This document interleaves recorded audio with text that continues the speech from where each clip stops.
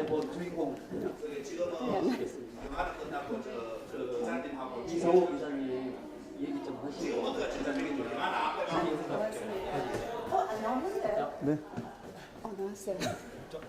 박수로 환영하시겠습니다. 안녕하세요.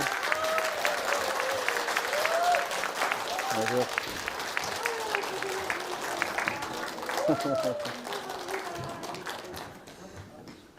예, 방금 소개받은 잘린 기자 이상호라고 합니다.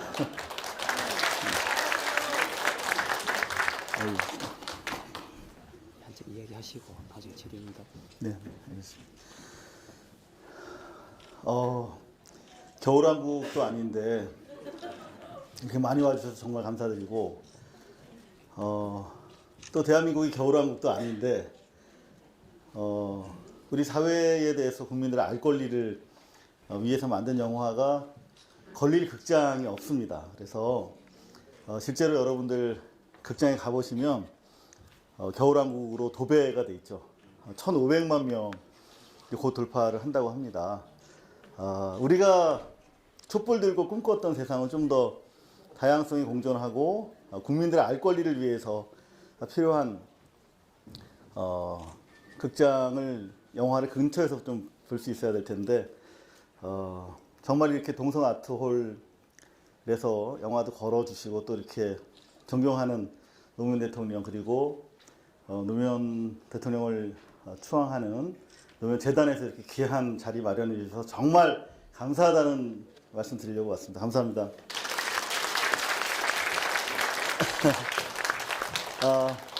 제가 이렇게 자격도 없는 사람이 위에 올라와 있으니까 제가 사실 생각보다 키도 작고 얼굴도 크고 그래서 보통 만나시면 놀라시는 분들이 많습니다.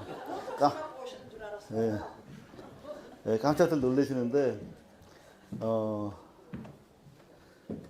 제가 이렇게 내려가서 이렇게 가까이서 이야기 나누고 싶어도 이렇게 또 생방송을 또 중계를 하신다고 그래서 제가 움직이면 카메라 잡는 분들이 되게 불편하시거든요. 속으로 욕을 많이 해요. 그래서 제가 결례지만 여러분들 앞에 이렇게 앉아서 이야기 나누어도 되겠죠? 네.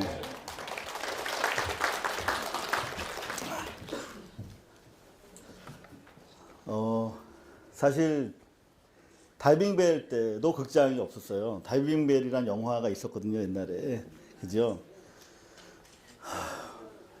세월호 때 아직 우리가 세월호 진실을 하나도 모르잖아요. 그죠?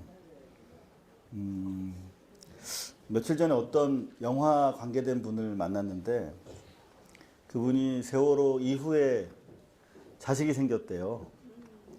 그래서 자기는 당시에 부모들 마음을 가늠하기 어려웠지만 지금 이제 부모가 되고 나니까 세월호 유가족들 마음을 더 모르겠다고, 얼마나 고통스러울지.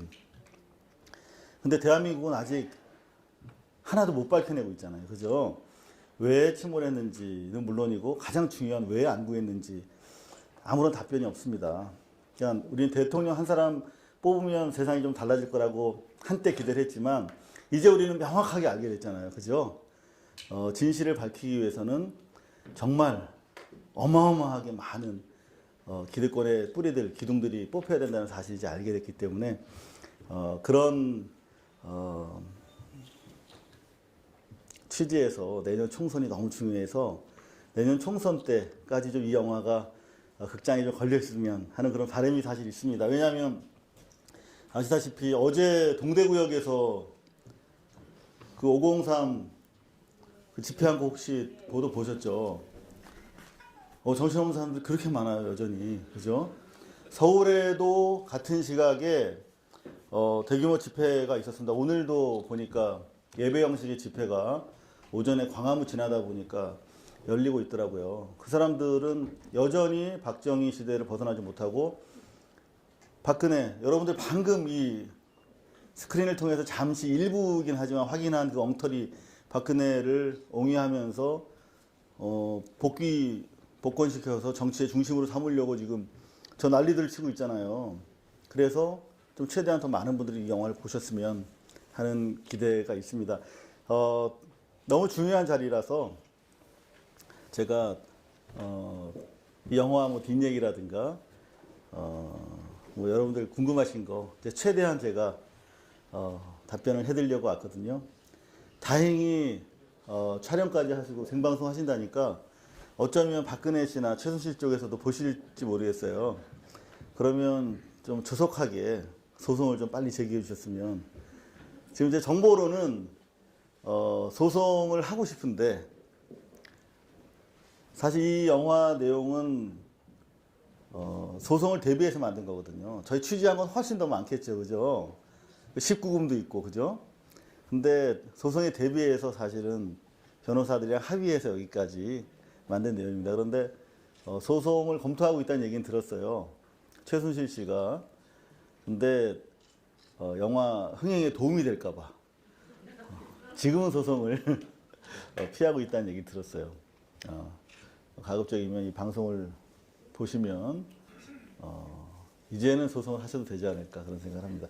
여하튼 이제 편하게 여러분들 소송을 각오하고 영화를 만들었고 또 이 자리에 섰기 때문에 뭐 궁금하신 거나 또 의견들이 있으시면 제가 최대한 말씀을 올리겠습니다. 어휴, 마이크를 좀 드려. 취재하러 다니시면서 많이 위험을 느끼셨을 텐데 그때 그 고통이 얼마나 심하셨을까요? 그리고 참 대단하시다는 생각이 들고 저희 모두를 대표해서 그렇게 고생을 해주셔서 정말 너무 감사합니다. 어떤 유혹까지 받으셨을 것 같은데 그때 어떻게 하셨나요? 저는 이렇게 이제 나이가 되게 어려 보이잖아요, 제가. 근데 이제 50이 넘었어요, 저도. 근데 기자 생활을 할 때는 한 30까지만 사는 게 목표였어요. 그리고 30대는 한 40살까지만 살아야지. 그 이후에 이렇게 계획이 없이 살았어요. 왜냐하면 저희는 80년대 이렇게 대학에서 학생운동 하면서 항상 저 뒷줄에 있었던 사람인데 이런 말씀 드려도 될지 모르겠습니다만 이한열 열사가 제 절친한 선배셨거든요. 근데 바로 앞에 87년 6월 9일 날 60 그 항쟁을 이렇게 전단지 나눠주러 가는 그런 출정식을 했어요. 국민들이 모르시니까. 지금 SNS로 이렇게 탁 하면 서로 퍼지잖아요. 근데 이제 직선제 회복을 위해서, 쟁취를 위해서 집회를 합시다. 이걸 해야 되는데, 그래서 이제 몸에다가 전단지를 이렇게 숨겨가지고 밖에 나가서 이렇게 나눠주는 행사를 했어요. 근데 다 아시다시피 그때는 그런 유인물 가지고 있으면 그냥 바로 구속되고 행방불명되거나 반신불수가 되거나 바보가 되거나 뭐 이런 시절이었잖아요. 너무 무서워서 안 나가려고 그랬는데 이한열이라는 분이 되게 잘생겼어요. 그 영화에서 1987이라는 영화 있었잖아요. 거기서 누가 나왔죠? 그 대신에? 강동원. 거의 강동원급이었어요. 키도 크고 노래도 잘하고 또 만사랑이라고 만화 그림도 잘 그리고 아주 인기 있는. 근데 그 선배가 이렇게 그 이제 집회를 하고 딱 일어나서요. 손을 딱 건네시더라고요. 스크럼을 딱 짜면서 나가잖아요. 그래서 이 손을 뿌려칠 수가 없잖아요. 도망가고 싶었는데. 그래서 오늘까지만 해야지. 그리고 딱 손을 잡고 그 뒷줄에 딱 섰어요. 맨 첫 줄에 이한열 선배 서시고 바로 그 다음 줄에. 다행히 이한열 선배가 저보다 키가 커가지고 앞이 안 보이더라고요. 그래서 이렇게 가다가 최루탄이 터져서 도망가서 나중에 보니까 쓰러져 있었고 저는 그 당시에 이한열 선배인지 몰랐어요. 얼굴이 이미 부어 있었거든요. 그래서 같이 병원을 옮기고 보통 그런 기억이 세상 살다 보면 왜 시간이 갈수록 기억이 더 커지는 일들 있잖아요. 그때는 잘 몰랐어요. 그게 어떤 일인지. 시간이 지나서 보니까 그때 이한열이 21살이었구나. 그 생각을 하니까 나보다 훨씬 잘생기고 키도 크고 더 포용력 있고 그 사람이 살았으면 훨씬 내가 사는 것보다 좋은 세상이 될 가능성이 높았을 텐데 하는 그런 부채감이 계속 들더라고요. 그래서 한동안 기자 생활하면서는 오늘 이제 언론 현실에 대해서 제가 좀 보고를 드리려고 그래요. 언론이 왜 이렇게 썩고 왜 개선이 안 되는가. 그거는 그 기득권 의식 때문에 그렇거든요. 그러니까 저도 몇 년 동안은 이렇게 시혜적으로 기사를 썼어요. 좋은 기사를 써야지 하면서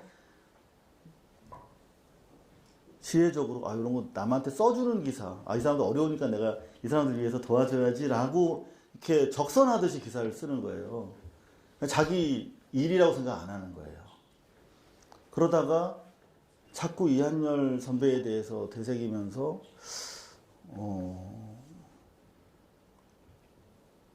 생각해 보니까 계속 제가 뒷줄에 있는 거잖아요. 기자라는 건 되게 비겁한 직업이거든요.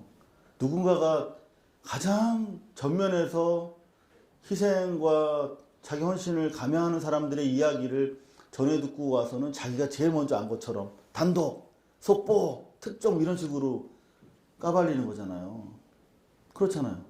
김진숙이라고 하는 노동운동가가 그 벼랑 끝에서 자기는 목숨을 걸고 노동 현실의 아픔을 고발하는데 그 사람이 가장 전면에서는 이한열인데 그 사람은 어떻게 몰래 아름아름 인터뷰해가지고 단독 하면서 마치 자기가 시혜적으로 이 시대를 마치 대변하는 대변인인 양 위세를 떠는 게 사실 기자거든요. 그래서 그런 생활을 하다가 내가 이렇게 안온할 수 있는 거는 내 삶이 되게 평화로울 수 있는 것은 내 앞에 있는 누군가의 헌신 때문인데 나는 그 누군가 헌신을 내 기사를 빛내는 도구로만 써온 셈이 되더라고요. 어느 순간 그걸 깨달았어요. 그래서 좀 더 용기 있게 살아봐야겠다. 또는 두 번째 줄에 있을 수밖에 없는 운명이라면 최대한 좀 덜 비겁해지자. 뭐 그런 생각들을 하다 보니까 죽음을 재촉하는 기사를 계속 썼어요. 제정신이면 못 쓸 기사들이에요. 지금 요즘에 생각해 보면 정신이 막 이렇게 식은땀이 지금도 나는 기사들이 있어요. 연예계 비리 같은 거, 연예계 노예계약, 연예계 뇌물, 뭐 이런 거 고발해서 MBC 간부들이 무더기로 구속된 적도 있었거든요. 그건 제정신이 아니었죠. 그런데 이 영화는 사실 거기에 비하면 이미 제가 충분히 오래 살고 나서 시작된 영화라서 많이 비겁함이 담겨 있어요. 사실은 정말 답답했어요. 7년 전에 최순실의 존재에 대해서 알게 됐거든요. 물론 팩트로 확인된 건 아니지만 어떻게 방법이 없어요. 이거를 정말 알려야 되는데 대선 직전에 미치겠더라고요. 사실. 그죠? 이거 알면은 저 사람을 찍을 수 없을 텐데 상식적으로. 근데 언론은 관심이 없어. 그래서 제가 한겨레 신문도 그리고 이른바 그 진보지라고 하는데 제가 전화를 걸어가지고 이런 걸 취재했는데 좀 쓰시라고 서류도 다 드리고 그랬었어요. 근데 그게 안 되더라고요. 그리고 점점 취재할수록 제보받은 게 더 사실 플러스 알파, 더 사실은 충격적이었어요. 여기 나오는 부분은 확인된, 어차피 소송을 걸어올 테니까 최소한의 부분이고 일방의 진술이라든가 중복되는 진술 정도, 그러니까 팩트로 아직 검증되지 않은 부분은 정말 지저분하고 엄청난 얘기들이 정말 많죠. 그런 걸 우리 국민들이 아신다면 박근혜 씨에 대해서 동정은 해도 좋을 것 같아요. 인간적으로. 연민은 할 수 있지만 저 사람을 우리 국가 지도자, 정말 이 중차대한 한반도 운명의 갈림길에 서 있는 이 시대에 운전대를 맡길 수는 없을 텐데 그런 생각이 들었는데 참 마음이 아팠습니다. 그래서 결국은 MBC에 제가 복직이 되고 왜 제가 MBC 해고됐었는지를 말씀드리면 좀 복잡해요. 그래서 저희 집사람한테도 얘기 안 했어요. 제가 왜 잘린지 잘 몰라요. 예? 궁금하세요? 아, 그러셨구나. 예. 그러면 제가 말씀 올릴게요. 여하튼 MBC 잘렸다가 복직됐는데 다시 이 영화 때문에 나오게 됐죠. 선생님께서 말씀하셨지만 저는 가장 큰 세상의 고통과 감옥은 기자로서 어떤 사실을 알고 있는데 정말 알려드려야 될 우리 국민들한테 알려드리지 못하고 있던 순간, 그 순간이 지옥이고 감옥이었거든요. 그래서 저로서는 이 영화가 감옥으로부터, 지옥으로부터 나오는 과정이고 함께 이제 우리가 좀 새로운 세상을 만드는데 좀 옳게 쓰였으면 좋겠다. 좀 힘들어 보이는 부분도 있지만 그래도 저는 행복했어요. 이걸 찍으면서 여러분들과 함께 이걸 공유해서 이걸로 싸울 수 있겠다라는 하는 기대를 가지고 잘 견뎌 나왔습니다. 감사합니다. 또 질문하실 분?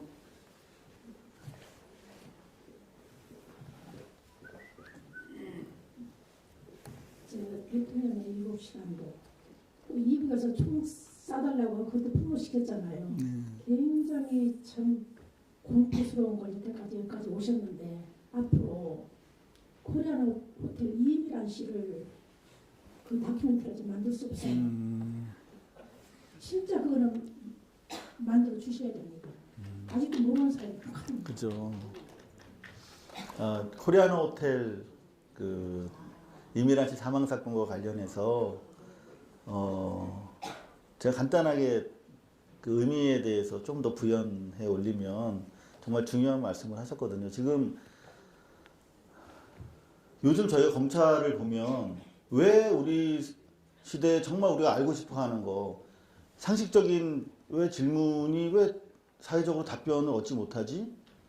세월호 문제도 그렇고 가장 큰 주범이 검찰이라는 사실을 알게 됐잖아요. 검찰이 그냥 조국 우리 전 장관 수사하듯이만 하면 하물며 멀쩡한 사람도 다 범죄인을 만들 수가 있거든요. 근데 정말 냄새가 풀풀 나는 범죄인의 경우는 정말 제대로 밝혀낼 수가 있지요.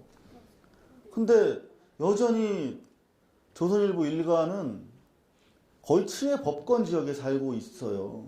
여전히. 왜냐하면 걔들 밑에 다 검찰이 있거든요. 그러니까 사회 기득권, 수구 기득권 세력을 떠받치는 세 축이 검찰이 있고 언론이 있고 관료가 있고 그 위에 친일파 이후 여러 세대를 거쳐서 기득권을 유지하고 있는 귀족 사회가 있는 거예요, 대한민국에. 마찬가지로 아무리 검사들이 잘못해도 검사들은 처벌받지는 않잖아요. 그죠? 조선일보 일가의 문제점, 저는 조선일보 방일형, 방우형, 방상훈 왜 이렇게 지금 이어지고 있는데 방상훈 씨가 저를 스카우트하려고 정말 애를 썼어요. 좀 무서웠어요. 제가 옛날 우리 노짱 대통령 되시고 나서 제가 가장 혜택을 입은 기자거든요. 대통령 되시고 제가 2580에 있었어요, 당시에. 근데 2580 부장이 홍보수석을 하셨어요. 이름이 뭐였더라고, 그분이? 여하튼, 네. 그거 중요하지 않아요. 별로 잘하지 못하셨어요, 그분이. 여하튼. 그리고 나서 언론 개혁에 대해서 되게 중요하게 생각하셨어요, 노무현 대통령은. 근데 지금이나 그때나 대통령의 개혁 의지를 쫓아가는 사람이 없어요. 관료나 측근이나. 다 옆에서 하나 해먹으려고. 서혜성. 예. 2580 부장이 서혜성이라는 양반인데, 기자들 사이에서 줄 세워놓으면 앞에 있는 사람이긴 해요. 근데 우리 사회 개혁을 위해서는 이미 그 사람 자체가 기득권인 사람이에요. 지금 뭐 국회의원 한다고 부산 쪽에서 계속 준비하고 계시는데 여하튼 간에 초기 언론 개혁을 못했잖아요. 그나마 DJ 때는 조선일보 그 세금이라도 물렸잖아요. 그죠? 세무조사도 하고 재판도 하고. 근데 노무현 정부 때는 못했어요. 그나마 저희가 미디어 비평이라는 프로를 만들었어요. 그래서 노무현 시대 언론 자유를 제가 가장 흠뻑 누린 사람이 아닐까 생각해요. 무슨 기사를 써도 됐었어요. 그때는. 대한민국 역사상 아마 언론 자유는 최고였지 않나 그때가. 그래서 그때 제가 매일 조중동 고발했거든요. 그래서 조선일보에 대해서 특히 사주일가 비리가 너무 무궁무진해서 너무 좋았어요. 캐면 계속 나오니까. 근데 단 한 건도 검찰에서 조사를 안 하는 거야. 그리고 최근까지 제가 조사했던 게 의정부 일대에 땅이 어마어마 많잖아요. 미군 부대가.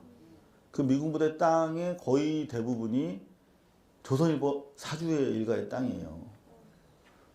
근데 그들이 친일파였던 그들이 그 땅을 어떻게 갖게 되었는가를 취재해 봤더니 원래 독립운동 하시던 분들의 땅이었다는 거예요. 근데 그런 분의 땅이 저들한테 넘어갔으면 정당한 과정은 아니었겠다라고 생각을 하고 취재를 했는데 쉽지가 않았어요. 여하튼 그 과정에서 알게 된 사실이 미군 부대 내에 조상묘가 있어요. 방시일가는. 상상이 되세요? 미군 부대 2사단 사령관 관저 바로 뒤쪽에 모셔져 있어요. 왕릉처럼 돼 있어요. 그리고 또 옆산에도 또 왕릉이 있고. 근데 미군 부대 안에 있는 건 아예 불법 묘소죠. 그 묘지와 관련된 법이 얼마나 무서운지 아세요? 개도 함부로 못 묻잖아요. 근데 사람은 묘를 쓰려면 개장 신고라는 거 해야 되잖아요. 그죠? 그 불법 묘 쓰면은 큰일 나요. 근데 어떻게 미군 부대 안에다가 매장을 할 수 있었을까요?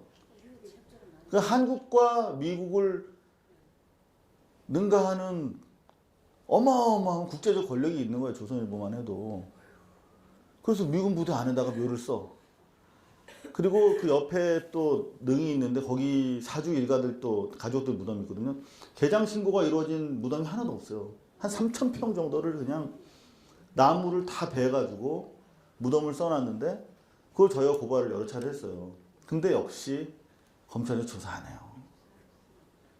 그러니까 이런 검찰 공화국이 존치하는 한 조선일보 선생님께서 말씀하신 코리아나 호텔은 거기도 심각하죠. 제가 아주 우스운 걸로 코리아나 호텔 안에 불법 영업하는 이렇게 뭐라 그러죠? 성매매하는 시설 고발했었거든요, 옛날에. 그 이후에도 뭐 계속된다는 얘기를 받았는데 여하튼 뭐 그 정도는 아주 기본인 거죠. 그 정도는. 그러니까 여하튼 중요한 것은 우리가 잘못된 것을 바로잡자라고 하는 게 언론이잖아요. 주장하는 게. 근데 실제적으로 벌을 주는 건 검찰이 하는 거잖아요. 나라님이 하는 일을 검찰에다가 명령을 하는 건데 행정기관에. 그 행정기관이 나라님과 따로 놀아. 자기들의 나라에 있고 자기들 나라에 모시는 주군인 친일파 세력, 조선일보에 대해서는 한없이 관대하다. 그래서 저는 조국 장관 사건이 아마 이제는 좀 아셨을 것 같아요. 그죠? 우리는 그냥 너무나 상식적이고 합리적이면서 착한 국민들이잖아. 그냥 누가 검찰에 불려갔대더라. 그러면 아이고 그 사람 참 괜찮은 사람인 줄 알았는데 알고 보니까 좀 문제가 있는 사람이었네. 아이고 이렇게 하고 버렸잖아요. 그 사람들을. 근데 이제 보니까 그렇지 않은 부분이 너무 많았던 거죠.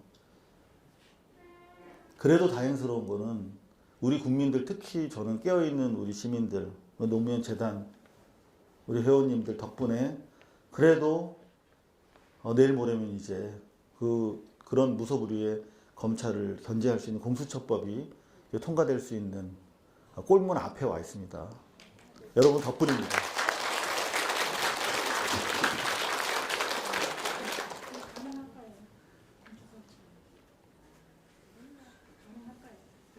안 가능하면은 그건 이제 뭐 민주당이고 뭐고 이제 그때는 아무것도 없는 거죠. 싹 쓸어버려야지 뭐.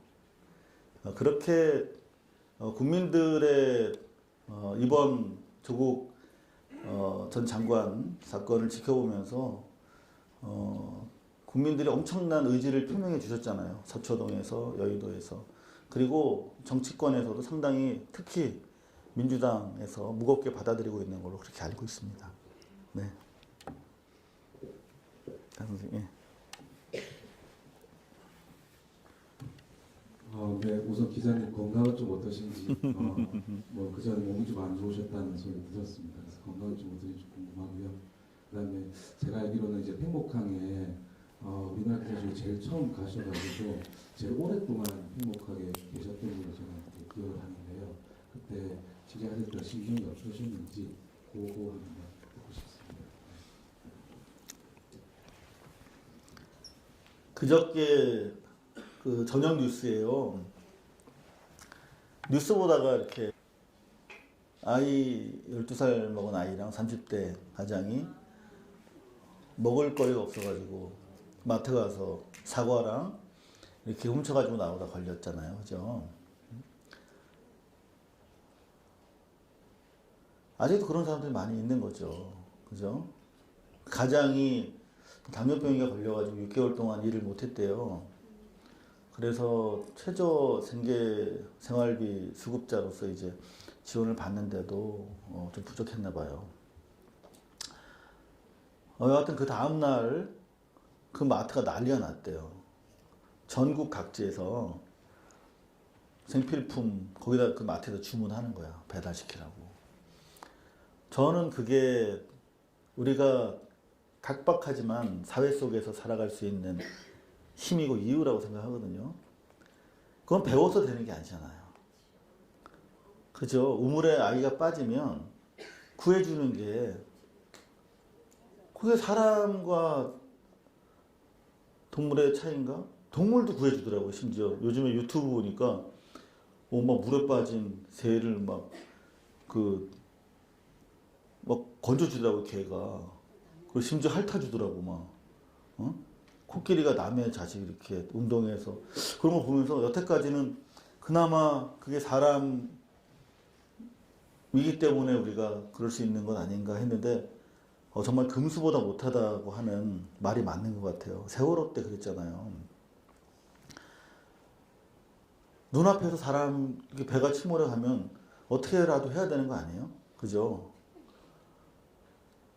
근데 제가 세월호 당시에 현장에 제일 먼저 간 기자는 아니에요.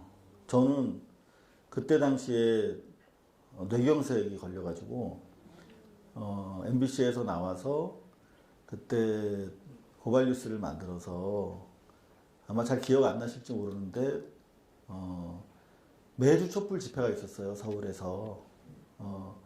국정원 등 정보기관이 개입한 부정선거다 라고 규탄하는 시민들의 촛불이 있었습니다.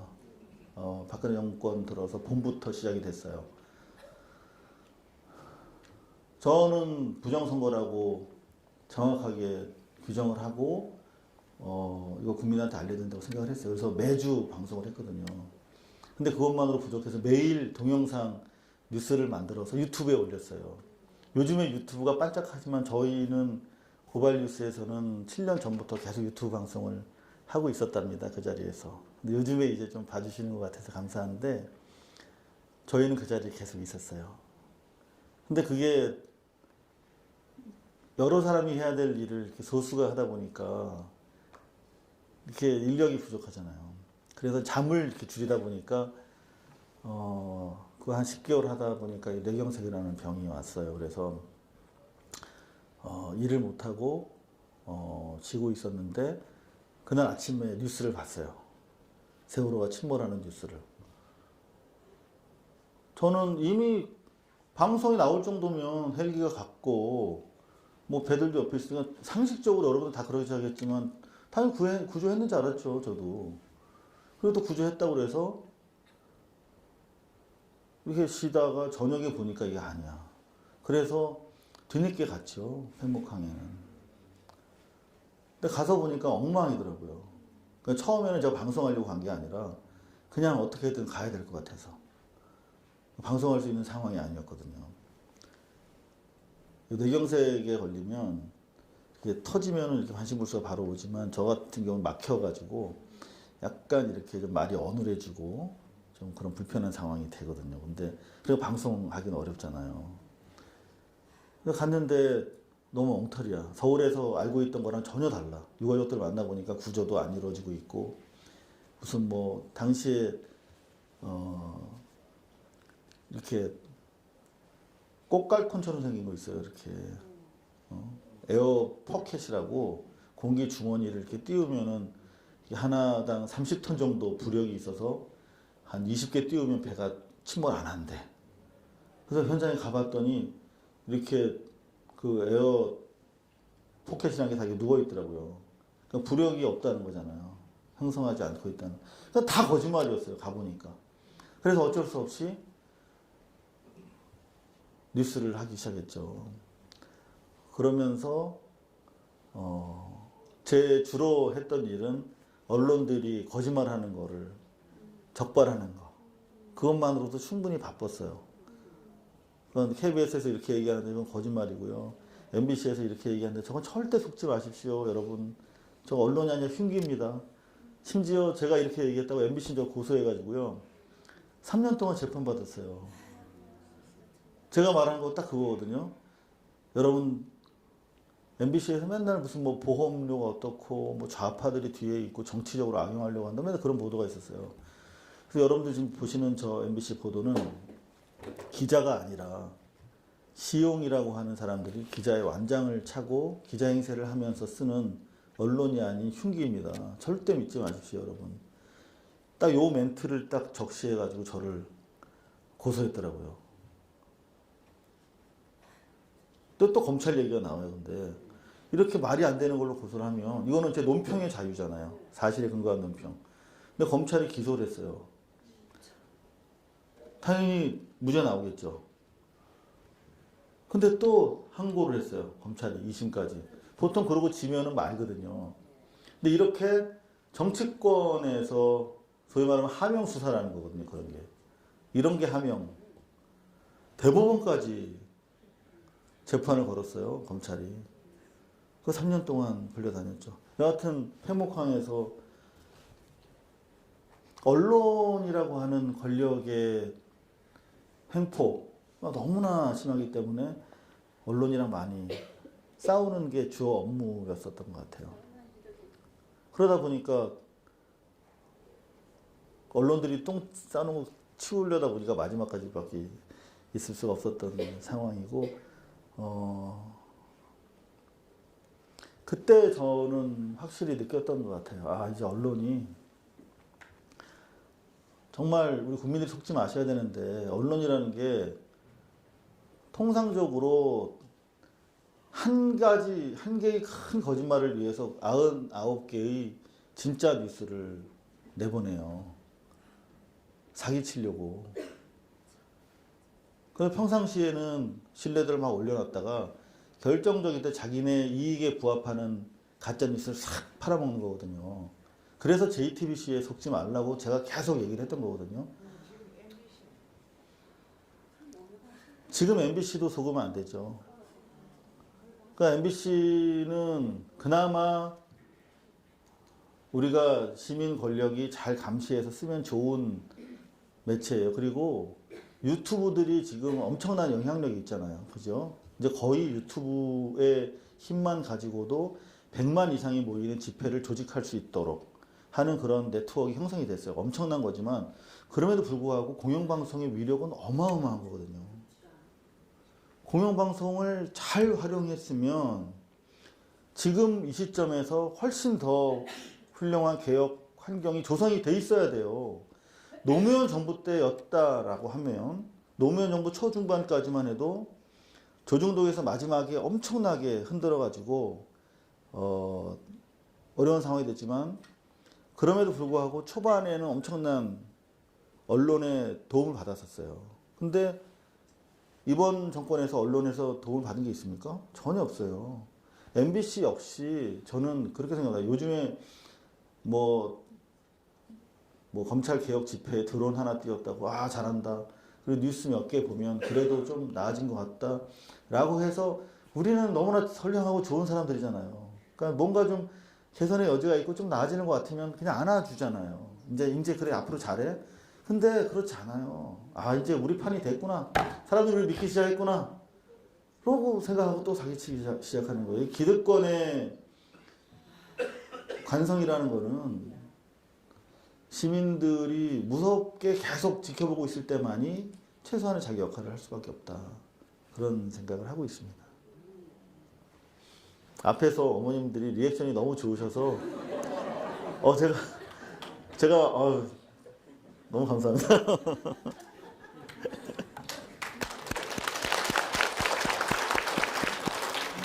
제가 이번에 영화 보면서 사실 기자님이 만든 영화라 그래서 별 기대 없이 그냥 좋은 일 하자 이러고 봤거든요. 딸이랑 봤는데 영화 내용을 정말 재밌게 잘 만드셨더라고요. 그래서 감독으로서의 자질도 있으시구나 그런 생각이 들었는데 제가 영화를 보고 나서 느낀 점은 이 영화의 진정한 주연은 이상호 기자님이다. 왜냐하면 아까 그 대학 시절에 저도 80년대 대학을 다녔거든요. 근데 대학 시절에 항상 2열에 서 계셨다고 그러는데 저는 방구석에 있었어요. 항상 87년 6월 항쟁 때도 방으로 도망갔었고 세월호 참사 때도 이 나라 꼴 보기 싫다고 딸이랑 외국으로 도망갔었고 그랬습니다. 그래서 지금 말씀드리면서 너무 죄송하고 앞으로는 좀 반성하는 삶을 살아야 되겠다 그런 생각이 들었는데 아까 말씀하셨듯이 그 제도권 언론임에도 불구하고 나쁘다, 악하다고만 말할 것이 아니라 충분히 우리가 활용할 여지가 있지 않습니까? 아직도. 그러니까 이상호 기자님께서도 다시 제도권 언론으로 돌아가서 어떤 역할을 하실 생각은 없는지 알고 싶습니다. 진짜 사람을 이렇게 울렸다가 웃겼다가 저는 사실 MBC를 되게 사랑하는 사람이었어요. 왜냐하면 MBC 기자생활 20년 동안 한 번도 편했던 적은 없었던 것 같아요. 항상 왕따 생활을 했어요. 그러니까 삼성 엑스파일이라고 있었잖아요. 그죠? 삼성 이건희 회장이 이학수랑 홍석현을 시켜서 정치권 주요 인사들과 검찰 수뇌부한테 지속적으로 뇌물을 전달해 온 사실을 확인하고 앞으로 계획을 수립하는 그런 내용이 93분 테이프에 가득 담겨 있어요. 정말 저는 대한민국의 이학수는 삼성그룹의 2인자고 홍석현은 삼성 가문이 황태자라고 향후 대통령으로 키우던 경제학 박사예요. 심지어 스탠포드. 그리고 학문에 상당히 밝은 것으로 알려져 있고 젠틀맨이라고 들었어요. 그런데 어떻게 그 이른바 주도층 인사들이 93분 동안 일관되게 뇌물에 대해서 그렇게 천박하게 다른 무슨 농담도 없어요. 그냥 둘 사이는. 정말 치가 떨려요. 93분 동안 일관되게 뭐 먹을래? 민어구이 요거 빼고는 다 뇌물 얘기예요. 지난번에 이회창한테 30억 줬는데 그 자식들 돈도 없이 정치한다고 까불어 이 새끼들. 이번에 우리가 준 돈은 아주 돈이라고도 안 해. 오리발이라고 그러더라고요. 이번에 오리발 전달 포인트가 아주 좋았어. 아주 좋았어. 이런 식의 범죄자들이 하는 얘기를 거의 90분을 얘기해요. 이게 우리 사회의 정말 이면이다. 저는 삼성 엑스파일 보도를 하고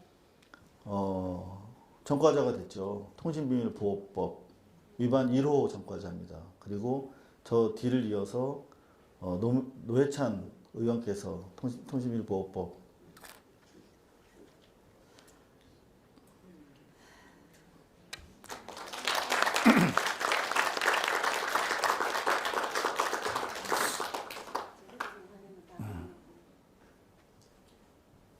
노회찬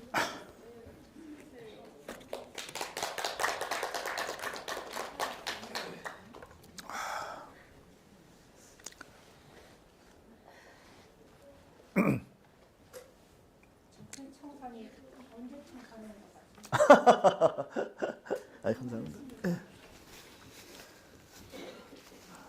제가 노회찬 의원님 제가 마음이 좀 안 좋네요. 유일하게 정치권에서 그때 당시 초선이었는데 삼성 엑스파일 보도하고 나서 제가 검찰 수뇌부를 실명 보도를 못했어요. 근데 연락이 오셨더라고요. 노회찬 의원께서. 내가 실명을 깔게. 그래서 아니 제가 되게 좋아하던 형님이었거든요. 그래서 형님 그거 안 되지 위험하다고. 그랬더니 아니 괜찮대. 근데 검찰이 저는 정말 검찰에 대해서는 제가 지금도 검찰 조사받고 있는 게 되게 많아요. 근데 검찰 가기 전에 자살하고 그런 사람들 있잖아요. 전 충분히 이해하거든요. 너무 고통스러우니까. 근데 검사들 이름을 까면 안 됐지. 검찰 권력이 이토록 강고하고 무서운 줄 알았다면 그때 노회찬 형님이나 저만 해도 그래도 에이 노짱이 계시고 대명천지에 결국 저는 노회찬 의원은 검찰이 타살했다고 생각해요. 왜냐하면 근데 깠어. 여러분들 안강민이나 뭐 그런 사람들이에요. 다 검찰의 거의 조상이라고 불리는 사람들이야. 그 사람들 이름을 다 까버렸잖아요. 저는 이니셜로밖에 못 갔는데 여기도 또 이한열이 있는 거죠. 노회찬이라는 사람의 이한열이. 그러니까 하고 나서 그거를 보도자료를 뿌렸는데 국회 안에서 한 발언이 아니라 보도자료를 통해서 SNS를 통해서 풀었기 때문에 이건 의정활동이 아니라는 이유로 검찰이 기소해버린 거예요. 검찰 지네 마음대로 기소하면 되니까. 그래서 지네는 조사 제대로 하나도 안 하고 대법원까지 가가지고 유죄를 때렸죠. 제가 너무나 마음이 불편하잖아요. 그죠? 그래서 1심, 2심 계속 가서 증언을 했어요. 증인 선서하고. 근데 제가 도움 못했죠. 그리고 나서 노회찬 의원께서는 초선 때, 그 잘 나가는 초선 때는 진짜 아무리 정의당이지만 민노당이고 정의당이지만 그래도 좀 단물 좀 누릴 수 있잖아요. 그래도 갔으면 최소한의. 근데 그걸 하나도 못 누려보고 날라 팽당했죠. 그리고 나서 정치 생활 못했어요. 낭인이 되고 그 와중에 이제 뭐죠? 그 이름 이상한 사람. 네? 어디죠? 네? 이름 이상한 사람인데 제가 뭐 하여튼 그 사람들한테 뭐 돈을 받았네 안 받았네 두루킹인가 이름 이상이 결국은 뭐 저는 돈을 안 받으셨을 거라고 생각하는데 결국은 그런 어려운 과정에 여러분들 지역구 관리하고 정치 재개하려면 돈이 필요하잖아요. 여하튼 그런 어려운 길을 가시게 하는데 제가 일조한 사람 입장에서 대단히 좀 죄송하죠. 근데 저 역시 사실은 MBC에서 편안하진 않았어요. 그러니까 삼성 엑스파일 보도 이전에도 저는 항상 왕따였거든요. MBC에서. 그러니까 MBC를 내부 고발하는 게 전 너무 중요하다고 생각했어요. 기자는 권력 감시하고 비판하는 건데 대한민국에서 공중파만큼 큰 권력기관이 없더라고 들어가서 보니까. 그래서 취재하다 보면 항상 MBC가 나와요. 그러면 뭐 기사를 쓰거나 감사실에 보고하거나 항상 그런 식으로 했는데 저 때문에 잘린 사람들이 되게 많았어요. MBC에서. 뇌물 먹다 잘린 사람, 아까 말씀드렸지만 연예계 PRB 뭐 그런 것 때문에 예능국장, 차장, 예능부장 이 세 사람이 구속된 일도 있었죠. 비자금을 MBC에서 축적하는 거 아세요? 안 그럴 것 같죠? 근데 MBC에서 비자금 축적하는 거 제가 고발했다가 광고 부장이 잘렸죠. 그분은 비 오는 날만 기다렸다 저한테 전화해서 죽인다고 한 5년 동안 계속 연락하셨었고. 그러니까 MBC 생활이 이렇게 내부 고발자 입장이니까 항상 불편했죠. 그러다가 이제 삼성 엑스파일 때가 결정타였는데 대한민국 모든 언론이 그래요. 삼성이 없으면 망합니다.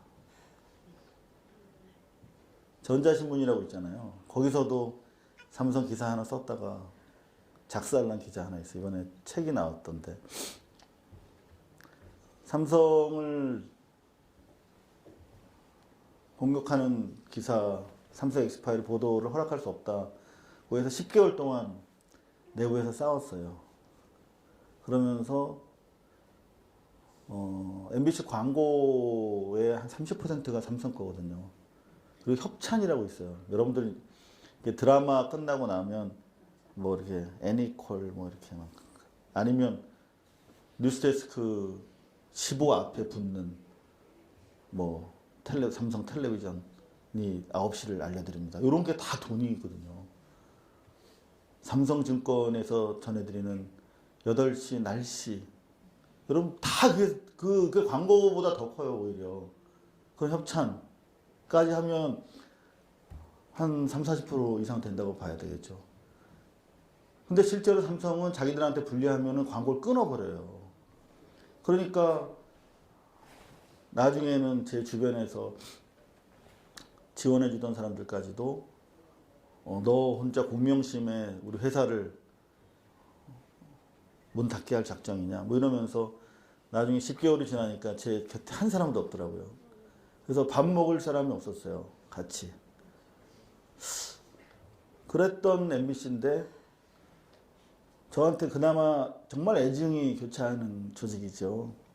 하지만 그래도 MBC가 전 너무나 고맙고 사랑스러웠어요. 왜냐하면 제가 아무것도 아닌데 제가 만난 사람 항상 출입처에 나가지 않았으니까 주로 제보자들, 억울한 사람들, 뭐 피해자들 이런 사람들을 만나고 다니잖아요. 근데 이런 분들 만나면 제가 아니라 MBC가 온 거잖아요. 그분들 입장에서 보면 난 아무것도 아니지만 그래서 옛날엔 더구나 요즘엔 카메라가 작아졌지만 옛날에는 ENG 이만한 거 막 1억짜리였어요. 그 당시에 집 한 채 값이었어요.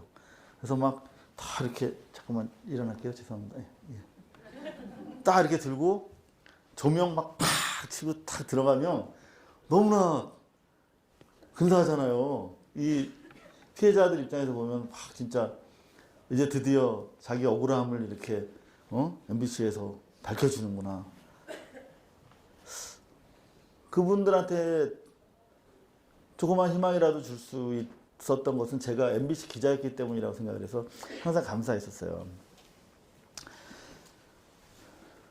MBC가 제대로 되면 정말 큰일을 할 수 있을 거라는 생각을 하지만 항상 저는 가슴이 아팠던 게 다 직장이라고 생각해요. 그러니까 MBC를 직장이라고 생각해 본 적이 좀 없거든요. 그냥 잘 기득권 1억, 한 10년 지나면 1억대 연봉자가 돼요. KBS나 MBC나. 그럼 너무 좋잖아요. 생각을 해보세요. 자기는 다 사람들이 명예도 있고 1억씩 월급도 주고 모든 편의와 특혜가 있는 그 철밥통에 적응이 된다고요. 그래서 실제로 이 언론을 개혁하지 않으면 대한민국이 개혁되지가 않아요. 여러분들 보셨던 것처럼 검찰이 왜 이렇게 세 다리가 있잖아요. 솥을 끓일 때. 검찰이 언론이 없으면 저렇게 힘이 없어져요. 언론이 검찰이 하는 행위에 의미와 신뢰를 부여해서 보도해 주잖아요. 응? 검찰은 아주 일방에 불과한데도 불구하고 검찰 발로 검찰이 대단한 마치 모든 판결 기판력을 가진 법원처럼 막 쟤네도 잊어보니까 다 엉터리인데 고래고기도 경찰이 새도록 수사한 걸 지금 돌려주고 했던 거의 동급인데 그냥 검찰을 떠받들여주는 그 악의 순환의 대표적인 게 언론이거든요. 근데 왜 언론들이 그러냐면 자기네 다 기득권끼리 통해서 그런 거거든요.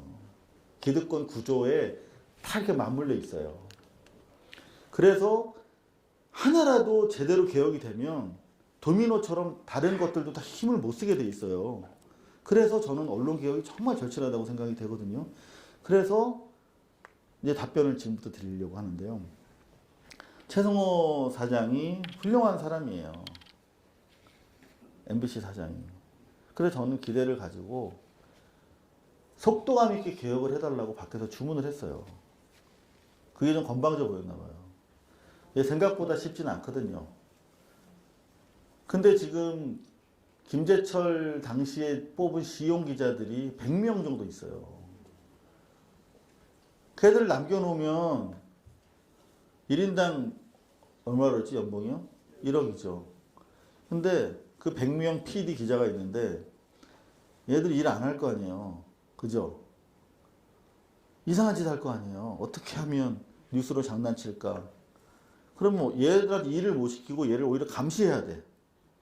그러면 인력이 2배가 부족한 거예요. 마치 전쟁터에서 왜 발목지뢰 같은 경우에 사람을 죽이지 않고 발목만 탁 자르잖아요. 그러면 다른 전우가 하나 부축을 해야 되니까 전투력이 2배로 약해지는 거예요. 똑같아요. 100명은 안 잘라서 100명이 추가로 감시해야 돼. 이 새끼들이 딴짓 할까봐. 그래서 초반에 과감하게 속도감 있게 인적 청산을 하시고 기구 개편을 출입처를 통해서 검찰이랑 기자랑 이렇게 기득권을 나눠 먹으니까 초반에 출입처 혁파하고 뭐 이런 따위의 주문 제언을 드렸었거든요. 근데 들은 척 안 하길래 강력하게, 여기서 강력하다는 거는 제가 좀 목소리를 높여서 비판을 했는데, 그래서 여하튼 뭐 제 본의와 달리 저를 좀 불편해 하시는 것 같아요. 최승호 사장께서. 그래서 사실 이번에는 MBC에서 사실은 제 역할을 할 수가 없었어요. 심지어 저는 MBC에서 아까 질문하셨지만 2012년 12월에 MBC가 선거에 개입한, 부정선거에 개입한 상당한 정황이 있었거든요. 지금 생각하면 골 때리잖아요, 여러분. NLL 파동 가지고 선거를 치렀잖아요. 김무성이가 있지도 않은 거짓말 가지고 빨갱이 사냥으로 대통령 선거를 치렀잖아요. 그렇죠. 그때 MBC에서 그 NLL 광풍에다가 툭 기름을 떨어뜨리려고 김정남이라고, 김정은의 이복 형이 있어요. 마카오에 있는 사람인데 그 사람이 어떻게 말레이시아로 옮겨간 걸 알고 말레이시아 가서 인터뷰를 한 사실이 있었어요. 그걸 제가 내부 고발했어요. NLL과 관련해서, 광풍과 관련해서 선거 개입이다. 그 트위터를 했다는 이유로 품위 유지 위반해서 해고됐어요. 저희 집사람도 모르는 얘기를 제가 말씀드렸습니다. 근데 이를테면 그런 일이 있으면 저는 MBC에서 사과라도 받았으면 좋겠는데 아직 사과도 못 받고, 그리고 이 대통령이 7시간이라는 영화를 만들었다는 이유로 제가 정직 6개월을 받았거든요. 그리고 제가 사표를 내고 나온 거예요. 근데 MBC에서 복지까지 원하진 않지만 사과라도 한번 해주셨으면 그게 MBC를 위해서도 좋은 일이 아닐까, 그런 생각을 하고 있습니다. 그 말씀 부탁드립니다.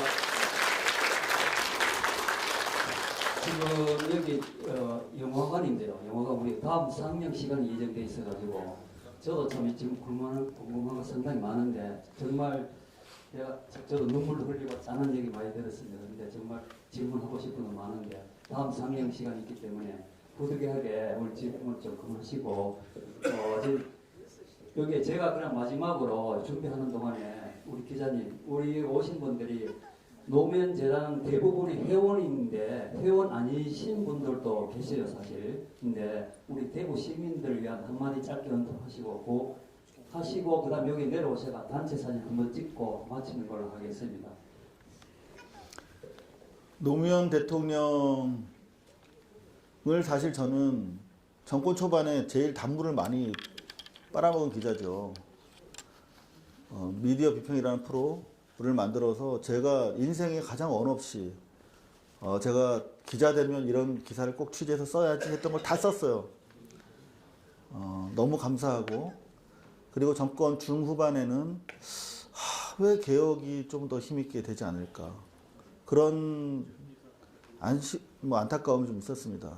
주변에 보면 왜 저런 놈들밖에 없을까, 그런 아쉬움도 있었고. 하지만 정권 말기에 취재지원 선진화 방안이라고 기자실을 없애는 그런 시책을 뒤늦게나마 펴셨어요.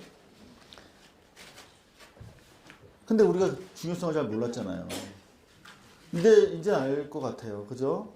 검찰을 비롯해서 출입처, 정부 부처와 기자들의 그 기득권을 혁파하기 위해서 대단히 중요한 일을 하셨고, 그때 사실은 대한민국 언론들이 모두 다 반대할 때 유일하게 찬성을 했다는 이유로 기자사회에서 왕따를 완성시켰습니다.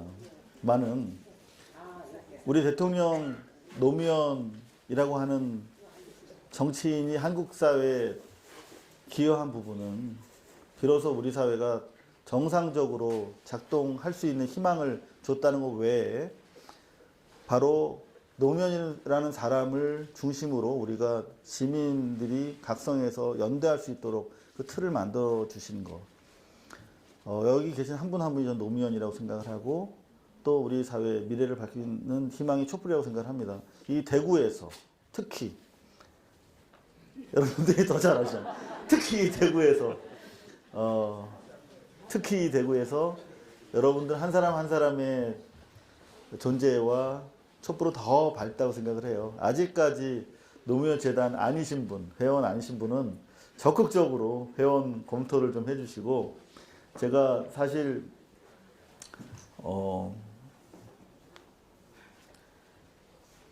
정말 감사하다는 말씀밖에 드릴 수가 없을 것 같습니다. 우리 한 장이라도 사진을 많이 찍는 시간을 갖도록 하기 위해서 인사드리겠습니다. 감사합니다.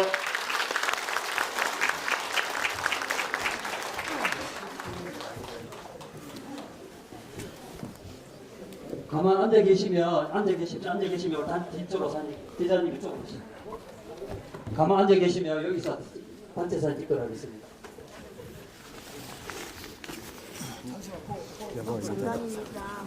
감사합니다.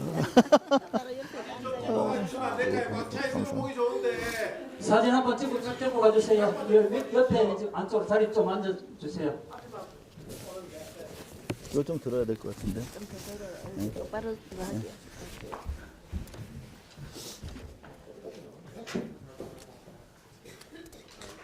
좀 밋밋하니까 제가 구호 하나 할까요?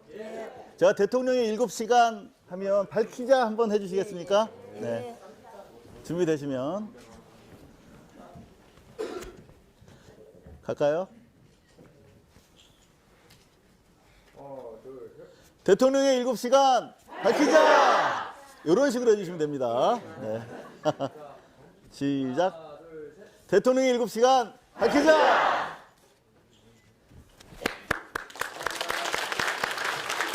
그리고 저희 노무현 재단에서 내년도 사업으로요, 저희들이 이런 시사성이 있는 이 영어 상영과 관객 감독님을 초대가 많이 할 예정이거든요. 예정이고, 그렇고 인문학 강좌 이런 걸 중점적으로 할 예정입니다. 근데 저희들이 내년에 서울 시골 총선이 있거든요. 총선이 있기 때문에 정치적인 역으로 오해를 받아서 지금 문자 메시지를 사실 발송하면 좀 제한이 됩니다.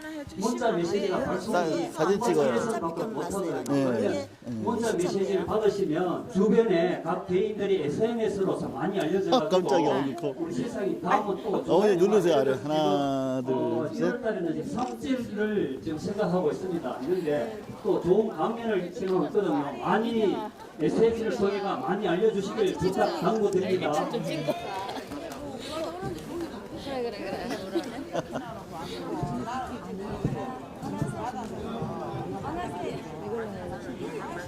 은하씨 맞나?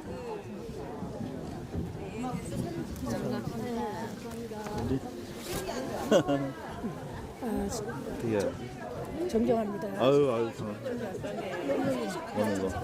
잠깐만요. 여기 앉을래? 민서야. 마이크 좀 빼겠어요. 식구 같이 찍어, 세 식구. 응? 민서랑. 순서 좀. 민서. 여기로 와, 민서. 아, 여기 괜찮아요.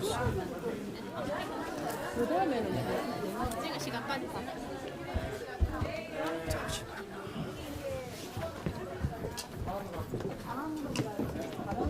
어저께 우리 멋지게 합시다. 우리 어저께. 자 오늘 아니 여기로 봐야지 여기를 돌려야지. 돌려야지.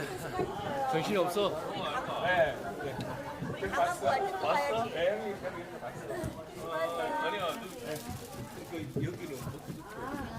또 가야지.